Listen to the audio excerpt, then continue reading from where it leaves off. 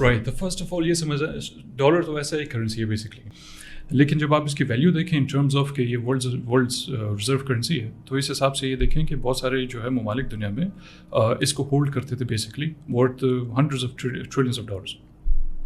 अब हुआ क्या है कि आप पिछले तकरीबन कोई लगभग 15-10-12 साल से स्पेशली ये क्या हो रहा है कि जो होल्डिंग्स थी बाकी ममालिक में डॉलर की, वो कम होती जा रही है। यानी ये ममालिक सारे उसको रिलीज़ करते जा रहे हैं, जिसमें चाइना भी है, जिसमें रशिया भी है, ये लोग बाकायदा इसको डंप करते जा रहे हैं।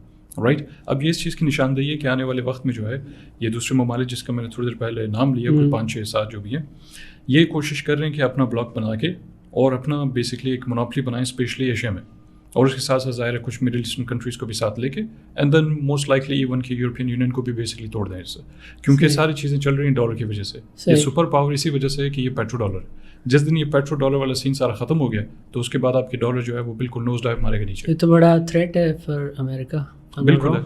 इसके साथ साथ एक और चीज़ भी है, वो ये है कि मैं आपको छोटी सी मिसाल देता हूँ, बड़ी ज़रूरी है क्योंकि ताकि लोगों को इसका बैकग्राउंड समझ आए। वो ये है 1971 तक जो है आपका गोल्ड स्टैंडर्ड था, पता होगा आपको। गोल्ड स्टैंडर्ड जो है वो निक्सन ने उसको ख़त्म कर दिया था 1971 में।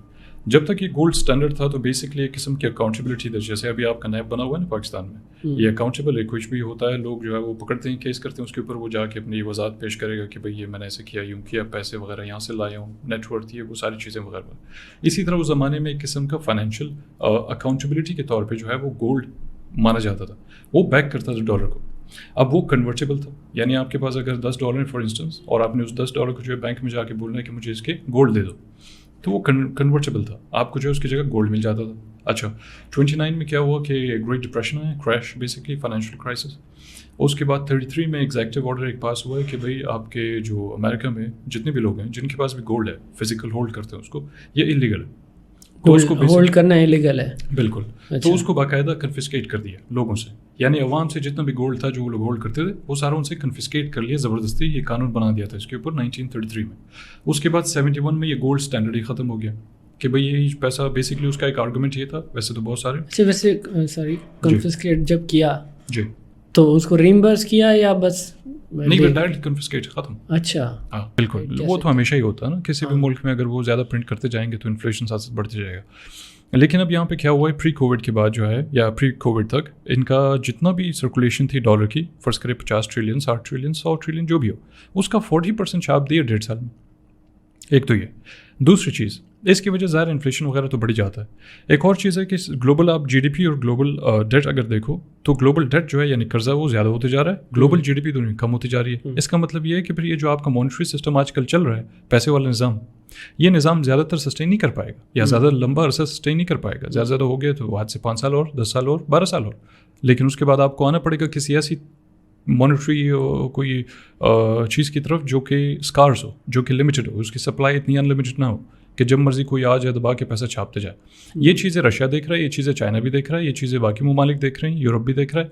इस वजह से इनको समझ आ रहा है आहिस्ता आहिस्ता कि भाई यार अगर हम इस तरह चलते रहें और अगर हम अपनी जो है वो रिलायंस या डिपेंडेंस यूएस डॉलर के ऊपर से ख़त्म ना करें तो फिर तो हमारा भी जो है हमारी इकॉनमी भी उसके जद में आ जाएगी, उसने तो गिरना ही गिरना है, तो उसमें साथ में हमें भी गिरा देगा।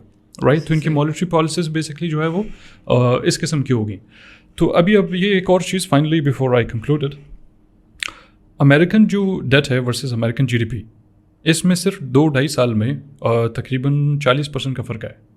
कैसे? पहले तो 40% जीडीपी गिर चुकी है अमेरिका की पिछले 2-3 साल में, ठीक है। 40% किसी भी मुल्क की जीडीपी अगर गिर जाए, पाकिस्तान हो, इंडिया हो, कोई भी मुल्क हो, उसका बेड़ा गर्क हो जाए। अब क्योंकि वो सुपर पावर है, उसने इन्फोर्स किया हुआ है डॉलर को, पेट्रो डॉलर के उसमें, तो इस वजह सर्वाइव कर रहा है। हालांकि उनका भी बुरा हाल है, अनएम्प्लॉयमेंट रेट जो है उनका आसमान पे चला